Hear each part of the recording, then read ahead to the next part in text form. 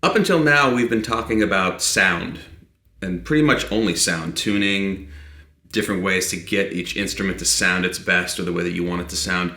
But based on some questions that we've gotten in, we wanted to address one technical aspect that does affect sound, but it's not intrinsically a sound issue, and it's ways to set up your bass drum pedal, kind of, to me, specifically toward what kind of style you play and also your approach to the pedal, the way that you use it.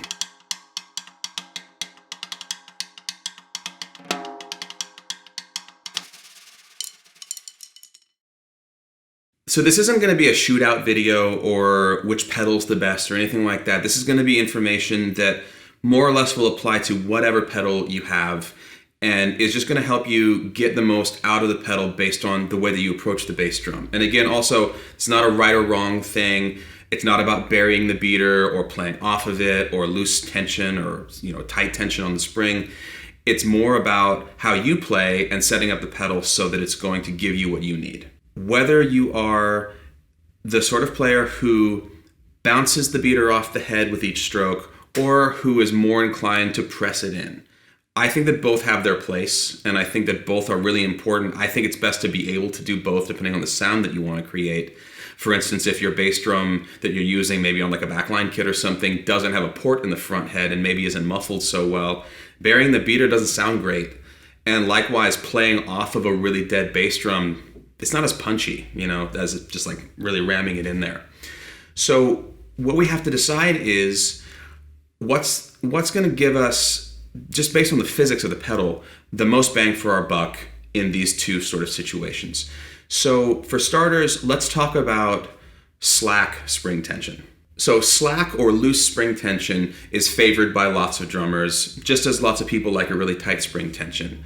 To me, the pros of slack spring tension are that there's very little resistance to your foot to operate the pedal because you're not pushing against very much spring tension. This is kind of a great thing to have for if you have to play really soft on the bass drum all night, if you're going to play with your heel planted all night and just use your foot to operate the pedal because, again, less resistance from the spring, you're going to have less fatigue using your foot that way. On the flip side, the beater return from the head is going to be slower than if you had a higher spring tension. So that means that you if you want to play quickly, you have to utilize rebound off of the drum the same way that you would use rebound off of a stick. And if you have a low-tuned bass drum, maybe that's super padded, that gets a little bit harder in the same way that using rebound technique on like a superly low-tuned floor tom, it'll wear you out after a little while. Likewise with this approach, I think that if you're playing heel up, but you're utilizing the rebound off of the bass drum head rather than sort of playing the spring, using the tension of the spring to play against, you can get really fast strokes out of it and you can get really powerful strokes out of it with a little bit less effort. And again, this is just an opinion of my experience of going through a lot of pedals and a lot of setups. I ended up at this kind of setup where it's not a super loose spring, but it's definitely on the loose side. Mostly just because I play a lot of lower volume gigs, and it's just easier to manipulate the drum this way. There's another way of playing off of the head that a lot of people espouse now, which is using your leg kind of coming down, striking the pedal, and then getting away from it rather than burying it in. So you can still get a powerful stroke out of the pedal this way. It's almost like a heel stroke, flat-footed with your leg. And there are lots of videos that talk about this. Jojo Mayer is a master, Dave Elitch is a master, Steve Smith, there's tons of footage of this, so we're not going to bother trying to get into that here. This is just for the pedal's sake. And also, I think that with this kind of setup, you can get away with a steeper angle of the beater away from the head with a lower tension, where this distance is just like a stick. Distance equals volume. And that means that if you can get to, whatever degree this is, or even further as a resting angle, you're starting further away and your stroke is going to strike from here instead of striking, say, from here. And I've seen a lot and helped a lot of friends with their pedals where they thought, there's something wrong with my pedal. And the only real problem was they had the spring extremely tight and the beater set like this. And that means that you have this much room to make a great note. And whether you're playing heel up or heel down, there's just not enough real estate there to make that happen. With this kind of setup, you can get the beater further away from the head in terms of its resting angle when you're not pressing on the pedal. And with distance equals volume and also velocity, you have all this time to accelerate that beater toward the head to get a big tone. I don't want to go too deep into all of these little things, but I do want to talk about the other kind of setup that is also super functional for different sorts of playing, particularly in situations where you're going to spend a lot of time burying the beater into the head as hard as you can. And that is maybe not quite so steep of an angle, maybe more like 45 degrees, and tightening the spring up a little bit. If you're in a playing situation, or if it's your preference to keep the beater buried on the head where your foot is standing on the drum in between strokes, then that's going to necessarily mean that you're going to want a little bit more tension, I think, on the spring to get that beater away from the head as fast as possible when you go to play another stroke. If you are in this situation, the spring is engaged, and that means that you're utilizing this tension to get that thing away and ready for the next hit. Versus if you're waiting in this situation and you want to be able to bounce the thing off and use that rebound to get it back without the tension of the spring getting in the way of that return. So quickly, I'm just going to change the adjustment of this pedal to more of that sort of scenario, and we'll see. For starters, here's the beater return as it is right now.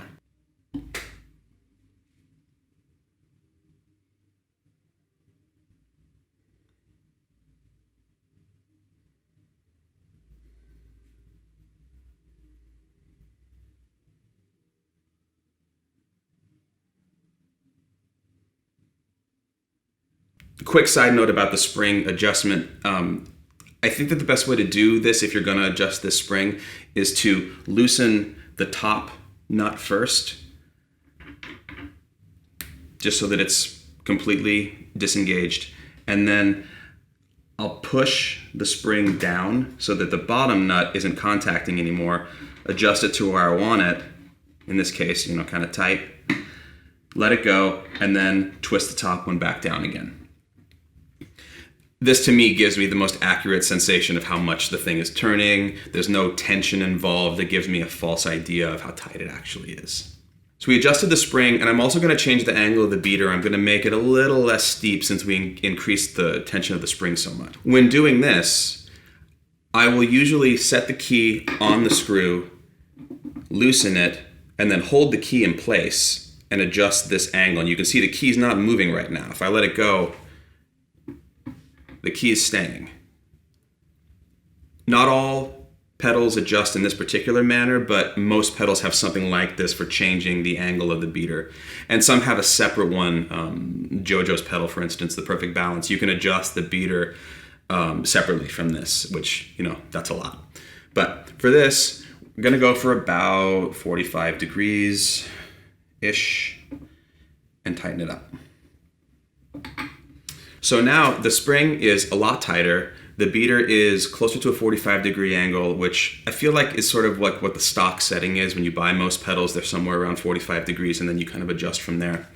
Now, this pedal is a little bit harder to press down because of the spring, but the distance is a little bit shorter at the same time. So it's not actually a lot more work to play than it was before. However, as you'll see, when we place this on the head and let it go, the behavior of the beater is much different.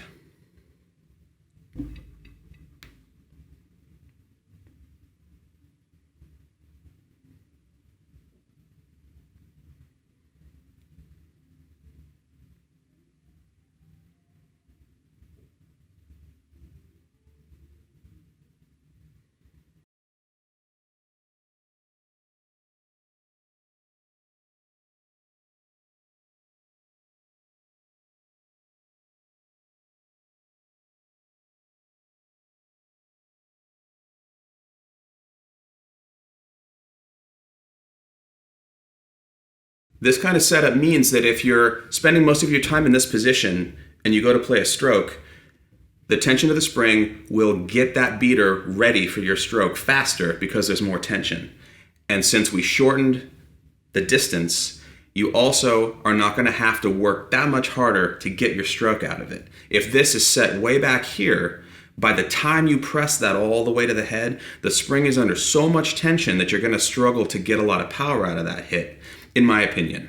And again, I know pedal stuff is super contentious. Some people think you don't need fancy pedals. Some people really like all of the tech that there is in different kinds of pedals. I feel like there's a place for all of it. This is a simple pedal. This is my pedal. This is one that I use. The only modification I made was a Danmar felt beater that's a little bit heavier than the stock one. And basically, like, I don't want for anything beyond this, really. Sometimes it's fun to play a DW pedal with a big plastic beater on there and just like pound stuff. But this does everything that I need to do. And, you know, if it gets broken or something like that, it's not a staggering investment to replace, which is also nice. And because it is the folding variety, it's a lot lighter to carry around the city every day. Like I'm going to a gig right after we get done here today.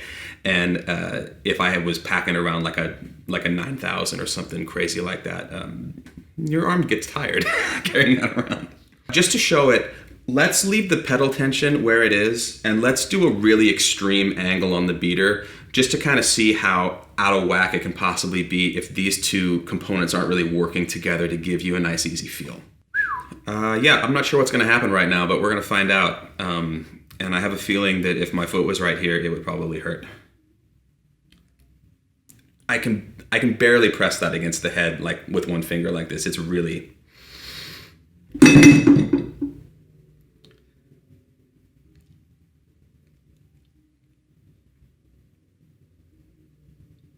Okay.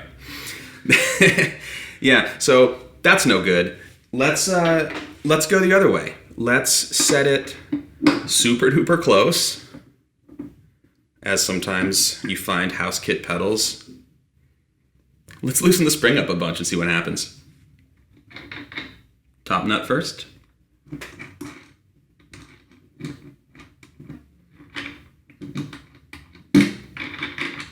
Let's not be psychos here. Okay. Maybe like that.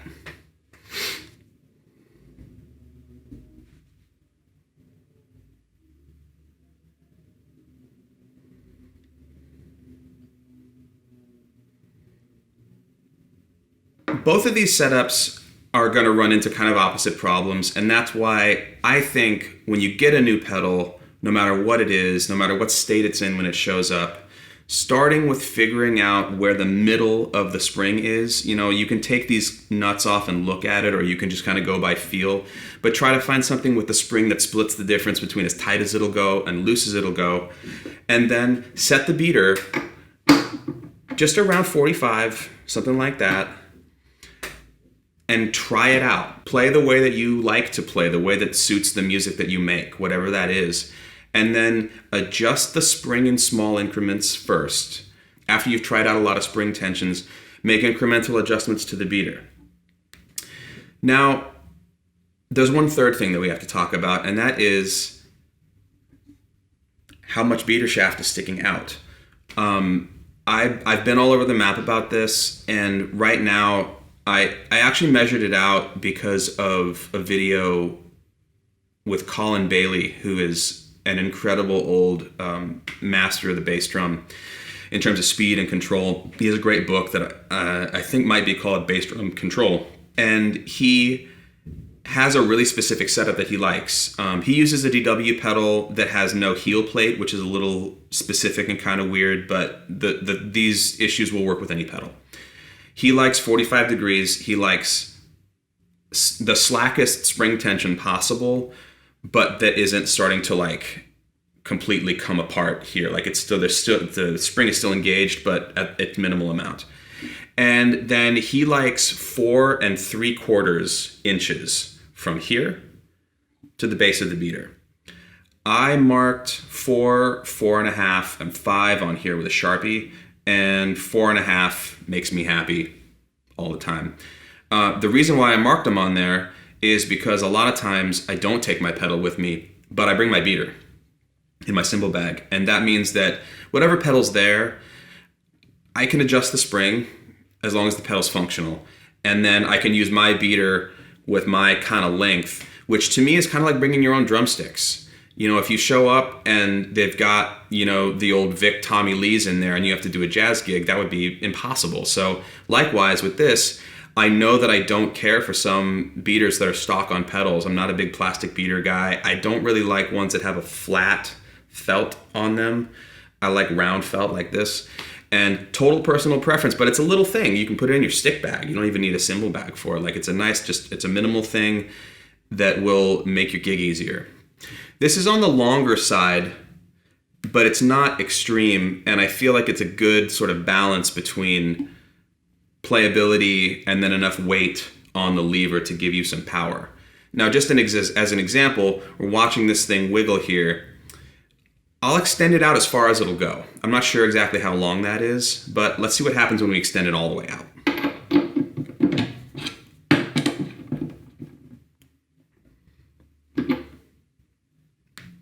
I guess that's about 5.5 inches. This is that thing with levers, that you learn in math class, which is if you have a weight, the farther out it is, the heavier it is where the fulcrum is at or where the base of the lever is. So now the bass drum beater is heavier than it was before in terms of how the pedal feels. And that's a lot slower. So that means, if you've ever heard the term efficient beater return, I've heard some drummers talk about that in terms of how they set their beater up. That's a pretty inefficient beater return. You could increase the spring tension to try to make it more efficient, but I also kind of feel like you're going to be fighting the wobble of this because of that. If we shorten it up a lot, which I've seen with people wanting to have a more controlled bass drum sound, or if maybe you're using a really small bass drum, you can't just jack that sucker down like that without changing the spring tension, because now you're going to find that all these feel really, really, really different. And so if you're going to change the length of your beater shaft like this, you're going to end up needing to probably make some adjustments to the spring tension and maybe even make adjustments to the angle of the beater. It's worth mentioning that one thing that separates a lot of pedals from each other is two things: the length of the footboard and the nature of the cam. The cam is this little apparatus that the strap or the chain goes over, or in a direct drive pedal, it's a little bit different, but that's the part that's the cam. And I think that the shape of the cam influences everything about the feel of the pedal, and I also don't think that one is better than the other. I think that the Pearl Eliminator pedals with interchangeable cams are super hip. I do notice a big difference between DW Accelerator, which is offset cam, and Turbo, which is a round cam.